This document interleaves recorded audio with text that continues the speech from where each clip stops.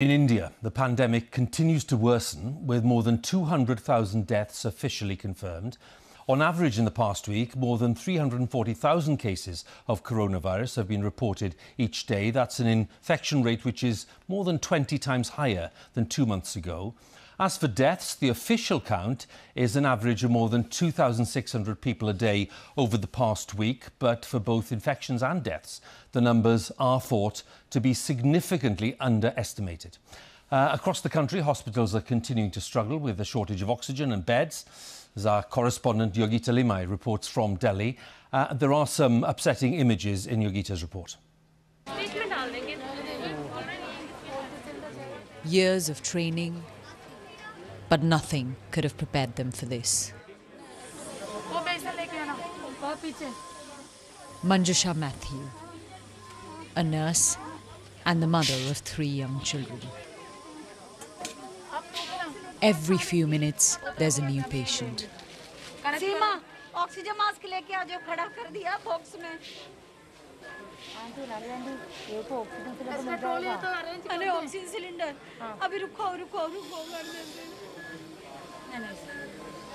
She's constantly scanning how others are holding up.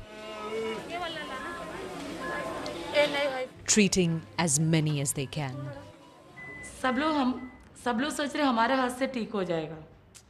People say, "Sister, please save our loved one." They call us God. That makes us so emotional because we can only do so much. Even हम भी emotional हो जाते हैं.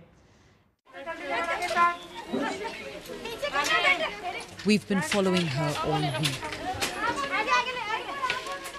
It's been relentless.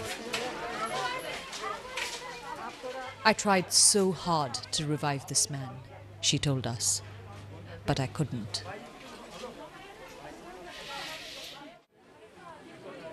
With resources so short, they're having to choose who they might save.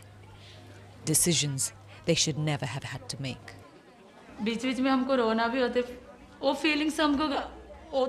At times we break down. Some nights I wake up crying, but I also feel a sense of satisfaction that I'm doing something to help. This is a hospital in a big city, better off than most others. Weeks of toil lie ahead in a city that's overrun. Everything needed to fight COVID is in short supply. Every morning in India, we're waking up to news that someone we know has died. Through the day, there are frantic pleas for oxygen, hospital beds, medicines, on the phone, online, even on the streets. And amidst all of that, we're also seeing people who wake up every morning, put on their protective gear, and get down to business, trying to help as many people as they can. Sarabjit Singh Ghai is a volunteer trying to provide oxygen to critical patients. They should be in intensive care. Desperation has brought them here. Sarabjit offers a temporary reprieve, keeping people alive till they get hospital care. When people's lives hang in the balance, we thought this is one thing we could do to try to save someone, he says. Rati Gadgil has driven her mother here. We're getting nothing from the government, no support. They only come to us when they want a vote. Now, where are they, she says. This man collapsed on his way here. The need is just too great. With each cylinder, they're trying to help as many as they can. Once stabilized, the hunt begins again. Hundreds of people are coming here each day. If we had help from the government, we could do so much more, he says. 10 days since Delhi lockdown, people wait by the side of a road for oxygen. This is India's capital city. Yogita Limaye, BBC News, Delhi. Well, that was the report that Yogita filed just a short while ago, but we're now able to join her live in Delhi tonight. Yogita, let's talk about the concept of accountability here for all of the problems and all of the tragedies that we saw there in the report. What is the notion of political accountability? Well, I think you've got to look at the circumstances that resulted in India finding itself in this position. In February, you had the ruling BJP party virtually declare victory over the pandemic under the leadership of Prime Minister Narendra Modi. In early March, when you had surges being reported from some districts in India, you had the health minister, Harshvardhan, say that that the coronavirus pandemic was in its endgame in India. The government allowed mass gatherings for religious festivals, for political rallies, till as recently as a week ago. And with that messaging coming from the top, you saw people on the ground becoming complacent as well, not following COVID protocols. Even though in India, we could see that there were the second wave of COVID-19 was more deadly in many parts of the world. Basic things like stocking up on oxygen supplies, stocking up on medicines, ramping up medical facilities was not done. In fact, during the first wave, there were some field hospitals that were built up. Those were actually dismantled. And so now India finds itself in this position where it is trying to rush in oxygen to places where there is a shortage. There is aid coming in from other parts of the world. But this crisis is unfolding on the ground at such a rapid speed that this help is not getting to people in time. There are people dying today who could have been saved if they had oxygen in time, if they had a hospital bed in time. Yogita, many thanks once again. Yogita Limaye there, our correspondent in Delhi. Let's stay with India because COVID cases there have been rising steeply, as we know, over the past few weeks.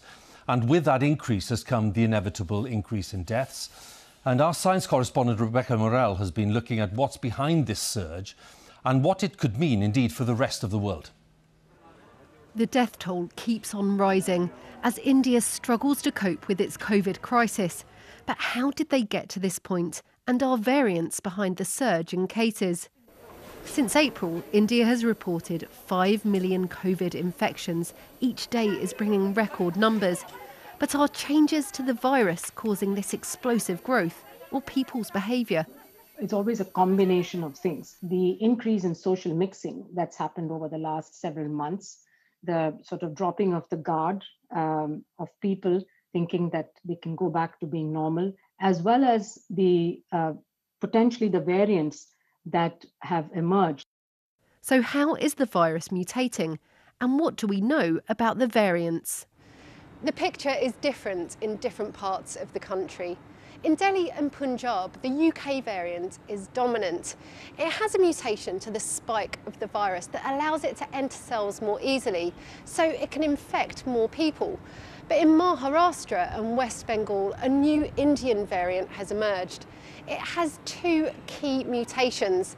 Lab studies suggest it's slightly more infectious, but less so than the UK variant. But the changes may mean that antibodies find it harder to block the virus. But scientists need to assess how much immunity is lost. It probably means the virus is a bit less well able to be neutralized by vaccines, but certainly I don't think there's any evidence that it's an escape mutation or that it fundamentally can't be stopped by the vaccines. And I think we have to obviously watch carefully, but there's at present no reason to panic about it. So is this only affecting India? What does it mean for the rest of the world? The priority now is to get medical care to the sickest, but there's also an urgent need to reduce transmission, because if the virus is out of control in one country, it's likely to spread to others. And these are ideal conditions for the virus to evolve.